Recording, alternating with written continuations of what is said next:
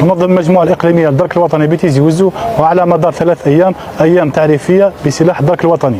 الهدف من هذه الأيام هو تعريف الشباب الراغبين للانخراط في صفوف الدرك الوطني بالشروط اللي واجب توفرها للانخراط في صفوف هذا السلاح. كما تم تعريف الشباب بتخفيض المستوى الدراسي للانخراط إلى سنة 9 متوسط، بالإضافة إلى قبول ملفات التجنيد للذين لهم شهادات عن التكوين المهني عن بعد. في الختام ندعو الشباب الراغب للانخراط في صفوف الدرك الوطني الى التواصل معنا او التقرب من مختلف المجموعات الاقليميه الدرك الوطني عبر التراب الوطني عبر مكاتب التجنيد او اي فرقه للدرك الوطني. هذا الهدف من هذه الورشات هو تعريف الشباب بمختلف التخصصات الموجوده في سلاح الدرك الوطني وقضاء الشروط الواجب توفرها في هذا الجهاز.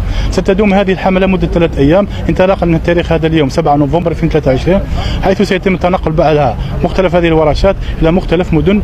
في الاخير ندعو الشباب الراغبين انضمام الى سلاح الدرك الوطني الى التقرب لمختلف المجموعات الاقليميه للدرك الوطني